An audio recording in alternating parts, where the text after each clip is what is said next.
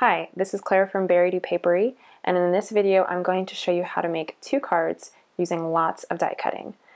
These cards both feature some dies and a stamp from the March 2018 My Monthly Hero Kit, so be sure to wait until the end of the video so you can hear some details on winning that kit yourself.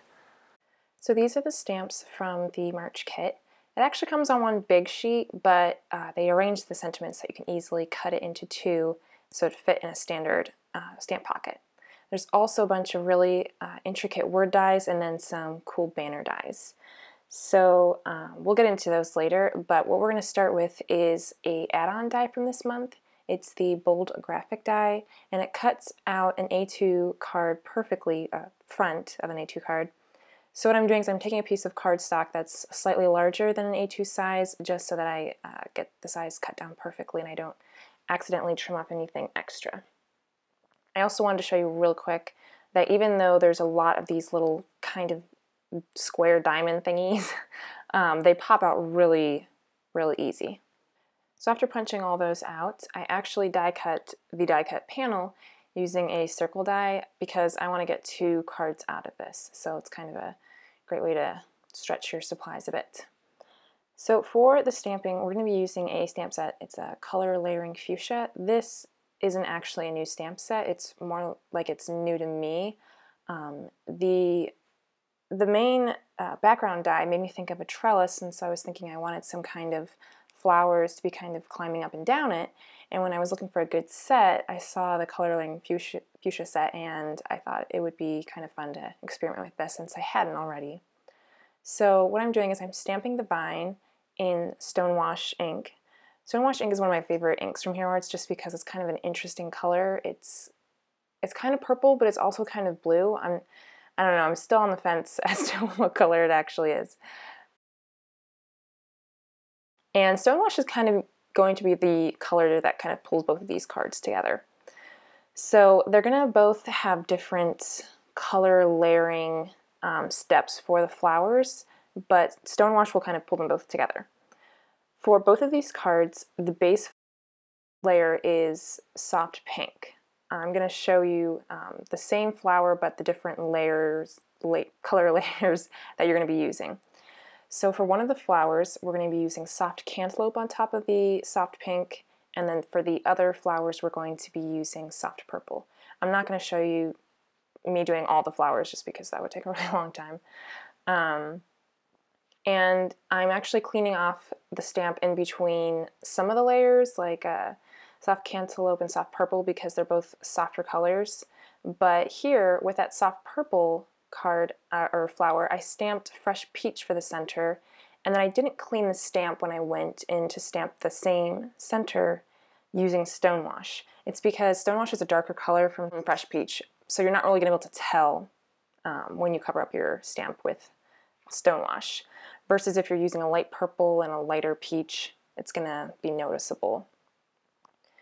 So for the last layer, I'm going to be using dark quartz with the soft cantaloupe flower, and then I'll be using Stonewash as the last layer for the purple flower. I guess that's how I'll differentiate them. I'll have it listed on the blog too in case it gets a little confusing here. So I'm going to stamp extras and I'm going to die cut everything, and we've already done a lot of die cutting, but there's still a little bit more to be done. We're going to be using the Very Beautiful word dies, and one of the stamps from the stamp set, we're going to be using that little U, and we're going to heat emboss it in white on some blue cardstock that we're also going to be die cutting that thank from. And I'm die cutting the hug from some extra glitter cardstock. So now we've got almost all of our die cutting done. There's a little bit to be done later, but we're going to move on for now.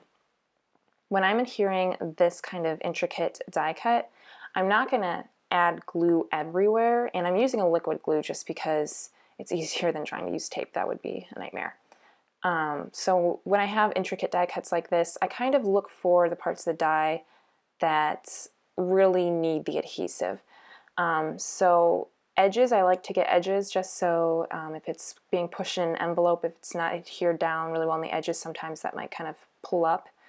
And then I also added adhesive going at one diagonal down the card. I didn't do both diagonals just because it wasn't necessary to have that much adhesive. So after I've adhered the die cut to the background, I'm going to start arranging all those flowers. And what I like to do when I'm making cards, I can't just start gluing things down. I have to arrange them and then glue them down. But the problem is with arranging them and then moving them around to glue them down, you lose your positioning a bit. So what I like to do, I actually learned this from Jennifer McGuire, is take a picture of it and then kind of use it as a reference. I've heard that you can use clear or cling wrap too, but I haven't actually tried that because I don't keep a cling wrap box handy in my craft room. My phone is way easier for me to reach. So I'm just using that as a reference photo. It was mostly the vine that I needed to use as a reference. And so for these flowers, when I'm adhering them, I want them to kind of gradually pop off the card. So I don't know if you've noticed, I mean, you probably have, but ever since I've been card making, I've always noticed that different adhesive companies, when it comes to foam adhesive, they all have different thickness. And I really prefer kind of the thinner ones. I usually like to get the humongous Scotch roll because it's just a very nice thickness for me. But sometimes I want something to pop a little bit more, and these scrapbook adhesive squares work really well. So I'm using them in combination to kind of help that flower gradually pop off. So at the stem of the flower where it's coming off the vine, I want it to be adhered to the vine, so I'll put a little bit of liquid adhesive there. And then since I want it to gradually come up, I'm going to put a piece of the Scotch foam adhesive in there, and then at the part of the flower where it's supposed to be popping up the most, I'll use the foam square. The reason I don't just do liquid adhesive and then foam square at the end is because when it's being mailed, sometimes that extra space that doesn't have the foam adhesive will kind of get pressed down and it doesn't look as pretty. And plus, I feel like I'm very OCD about certain things with card making. Other things, I can be very lazy, but with certain things, they have to be done a specific way. And when it comes to foam adhesive, I have a very specific way of adding foam adhesive. So after I've arranged the flowers on the card and glued them down, I did the same with the second card, but I realized that the hug wasn't really popping off the card as much, and I think it was because there was a lot of die cuts, and the hug it's got its own really pretty texture, but it's not a darker color, so it was kind of getting lost amidst all the other texture. So what I thought I would do is I would put a piece of navy cardstock behind that and help it pop off a little bit more.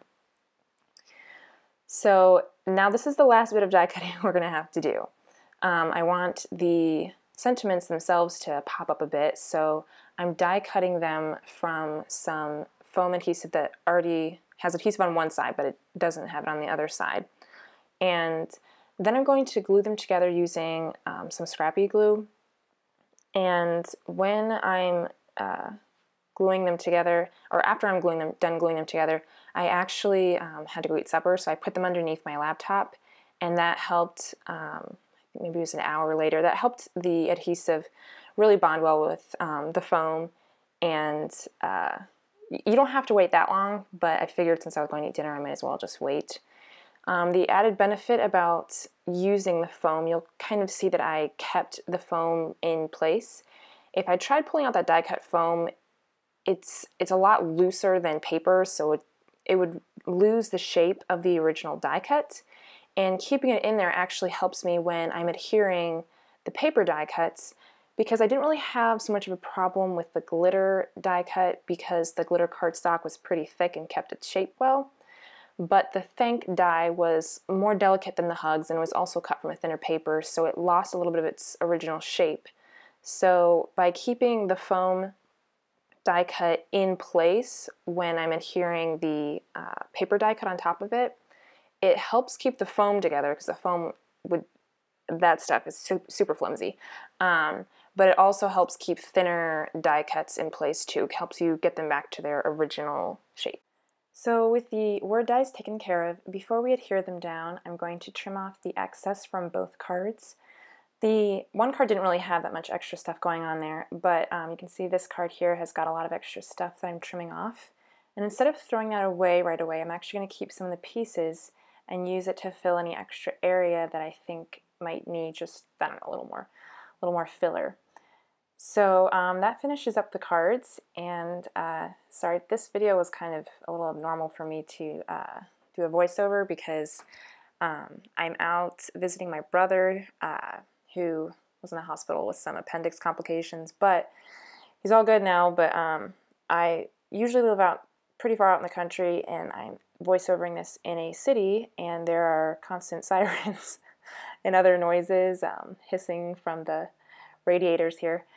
So posed some interesting challenges. So if I seem more scattered than usual, that's why. If you have any questions or comments, you can leave them on the blog or on the YouTube comment section, and I will have supplies linked on the blog and listed in the comment description. Be sure to look at the blog post, because if you follow along with the hop and you comment, you can have a chance to win the kit yourself. So thanks so much for stopping in, and have a great day. God bless. Bye.